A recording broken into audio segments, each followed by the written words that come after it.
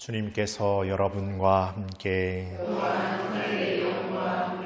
루카가 전한 거룩한 복음입니다. 예수님께서 어떤 곳에서 기도하고 계셨다. 그분께서 기도를 마치시자 제자들 가운데 어떤 사람이 주님, 요한이 자기 제자들에게 가르쳐준 것처럼 저희에게도 기도하는 것을 가르쳐 주십시오 하고 말하였다. 예수님께서 그들에게 이르셨다. 너희는 기도할 때 이렇게 하여라. 아버지의 이름을 거룩히 드러내시며 아버지의 나라가 오게 하소서. 날마다 저희에게 일용할 양식을 주시고 저희에게 잘못한 모든 일을 저희도 용서하오니 저희의 죄를 용서하시고 저희를 유혹에 빠지지 않게 하소서. 주님의 말씀입니다.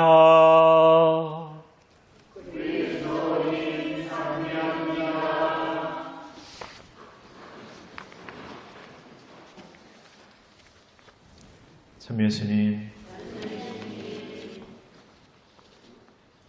여러분들은 미사에 왔는데 신부님이 오늘 기분이 별로 좋아 보이지 않아 이렇게 생각할 때가 있고, 오늘 신부님 기분이 좀 괜찮은 것 같은데 이렇게 생각할 때가 있습니다. 물론 뭐 다른 생각도 있지만 느끼죠. 그것처럼 저도 느낍니다.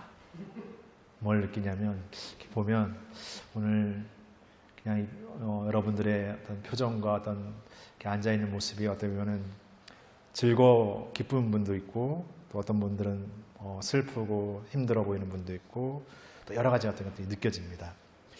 마치 오늘 그 하느님의 말씀 안에서 요나 예언자에게, 요나는 아주깔이라는 자기 햇볕 가리는 그 풀이 뜨거운 햇살에 사라져버린 그 자기 손도 되지 않은 그 아주까리에 어떻게 보면 동정을 갖는 그런 모습이지만, 하느님은 그 니네베 성읍 그 수많은 백성들과 아무리 그들이 하나님의 뜻을 잘 살지 못했다 하더라도 그들에게 갖는 그 어떤 동정의 마음, 그런 마음처럼 어떤 여러분과 저도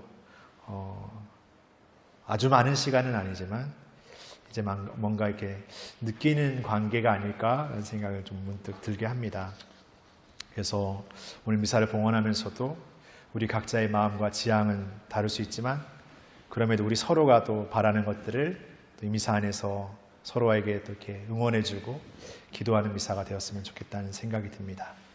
그래서 오늘 복음의 주제는 기도라는 건데, 우리가 잘 알고 있는 주님의 기도를 이렇게 이야기하고 있습니다. 제자들이 요한이 자기 제자들에게 가르쳐준 것처럼 저희에게도 기도를 가르쳐 주십시오 했는데, 예수님이 오늘 이 기도를 가르쳐 주세요. 그래서 복음에서 그 어떤 기도보다 주님의 기도는 예수님께서 직접 가르쳐 주신 기도야 라고 말하면서 그 기도의 어떤 중요성을 이야기하곤 합니다. 그러나 막상 우리의 일상으로 돌아오면 주님의 기도는 너무나 쉽게 너무나 자주 바치다 보니까 이게 어쩌면 약간의 이렇게 특별한 기도보다는 흔한 기도 같은 생각이 들 수 있습니다. 좀 이것보다 좀 더 멋진 수려한 말들, 뭔가 좀 더 가슴을 울리는 그런 기도는 없을까라고 생각할 수도 있습니다. 그래서 굉장히 많은 문들이 생겨나기도 했습니다만은, 그럼에도 오늘 이 주님의 기도가 갖는 어떤 위치와 중요성에 대해서 다시금 새기면서 주님의 기도를 앞으로 좀 더 어떻게 바쳐보면 좋을까 좀 고민해보고 싶습니다. 미사 안에서 생각해보면 주님의 기도는 영성체 예식을 하는 그 시작에 주님의 기도를 바칩니다. 성찬의 전례를 거행하면서 이제 우리 모두가 빵과 포도주, 주님의 몸과 피를 나누어 마시는 그 시작에 준비해서 주님의 기도를 바치는 것이죠. 어떻게 보면 주님의 기도는 영성체를 준비하는 기도이면서 그 매일의 일용할 양식, 영적인 생명의 양식, 생명의 빵을 청하는 기도이기도 합니다. 그러니까 주님의 기도는 하느님께 우리의 진정한 힘과 양식, 영적인 생명이 되는 그 양식을 주십시오라는 기도이죠. 그러니까 어떻게 보면은 우리가 생명을 살아갈 때 물이라든지 공기라든지 음식이라든지 우리 생명과 직결된 것들이 있습니다. 그것은 그냥 내가 먹고 싶을 때 먹고 마시고 싶을 때 마시고 취하고 싶을 때 취하는 것이 아니라 끊임없이 취하지 않으면 우리 생명의 어떤 어떤 존재 유무하고도 아주 직결되기 때문에 끊임없는 겁니다. 그런 것처럼 오늘 주님의 기도도 오늘 우리가 듣는 루카복음의 뒤에 보면은 그 기도의 어떤 방법 안에서 끊임없이 간청하라는 말이 첫 번째로 등장합니다. 그러니까 주님의 기도는 단순하지만 우리의 일상 안에서 끊임없이 바치는 기도가 되어야 되는 거예요. 왜? 우리의 생명의 양식을 청하고 그 양식을 취하는 기도이기 때문에, 생명의 양식과 같은 기도이기 때문에 끊임없이 바쳐야 된다. 매일매일 새롭게 바쳐야 된다. 그리고 두 번째로는 청하고 찾고 문을 두드리는 어떤 기도하는 친구를 찾아가 청하고 찾고 문을 두드리는 그 사람처럼 이 기도는 끊임없이 바치면서 믿음으로 바치는 기도. 반드시 주실 것이야. 반드시 나에게 베풀어 주실 것. 반드시 나에게 이루어 주실 것이라는 그 신뢰를 바탕으로 하는 기도예요.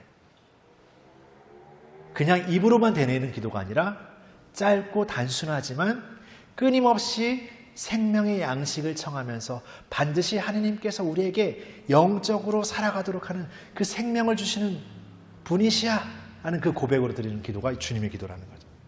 그러니까 주님의 기도를 한 번 바칠 때, 두 번 바칠 때, 계속해서 바칠 때 이 기도는 끊이지 말고 내 생명, 내 힘이 다하는 데까지 바치는 기도이면서 이것은 생명의 양식을 청하는 기도이고 이것은 무엇보다 내가 하느님께 전적인 신뢰 안에서 바치는 기도이구나. 물론 다른 기도도 하느님께 신뢰를 두지 않으면서 바치는 기도는 없을 것입니다. 그러나 주님의 기도 안에는 더욱더 그분께서 우리와 당신의 어떤 생명의 어떤 어떤 이어짐, 그것을 끊임없이 우리가 잃어버리지 않도록, 그것을 끊임없이 이어지도록 하는 기도가 바로 주님의 기도라는. 그래서 우리가 한 번 바치고 두 번 바치고 일상에서 바치는 주님의 기도를 더욱 간절하고 끊임없는 마음, 그리고 진정한 신뢰의 마음으로 바치는 우리가 되면 더 좋겠습니다. 그렇게 우리의 일상 안에서 우리가 하느님과 늘 이렇게 이어져 있는 존재로서의 어떤 그 하느님과 함께함의 삶을 잃어버리지 않을 때 우리에게 주어지는 어떤 일들, 어떤 무엇에도 그냥 인간적인 어떤 것으로 그냥 치부해버리고 판단해버리고 거기에 넘어지는 그런 우리가 아니라 그것을 넘어서서 진정한 것을 희망하고 진정한 기쁨을 희망하고 진정한 생명을 희망하는 우리가 되는 것이죠. 우리가 죄를 짓는다라는 것은 어떤 의미에서 영적으로 단절된다는 거죠. 그러나 주님의 기도는 그 영적으로 다시금 새롭게 생명을 연결시키는, 죄를 거스르는 기도이기도 한 것 같습니다. 그래서 우리가 주님의 기도를 통해서 고해성사를 대신하는 것은 말할 수 없지만, 그럼에도 주님의 기도를 바친다는 것은 이 죄의 존재, 하느님과 동떨어져 있고 하느님과 어떤 분리되어 있는 이 존재가 다시 하느님의 생명으로 나아가고자 하는 그 간구와 진정함을 드리는 기도라는 것을 다시금 생각하면서 우리의 삶에서 주님의 기도를 더 많이 바치고 주님의 기도 안에 더 마음을 두는 우리의 어떤 신앙생활이 되보면 좋겠습니다. 어쩌면 그러면 많은 기도, 어쩌면 특별한 기도가 아니더라도 내가 바치는 기도가 이렇게 소중하고 간절하고 이렇게 귀한 기도라는 것을 기억한다면 우리의 매일의 삶이 값진 신앙인의 시간이 될 수 있고 값진 신앙의 어떤 기도가 될 수 있지 않을까 생각해 봅니다. 그런 마음들을 우리가 또 가을에 또 매일매일의 일상 안에서 바빠지는 일상이지만 끊임없는 우리의 신앙의 어떤 삶의 생명을 지어가는 그런 기도가 되었으면 좋겠습니다. 잠시 묵상하시겠습니다.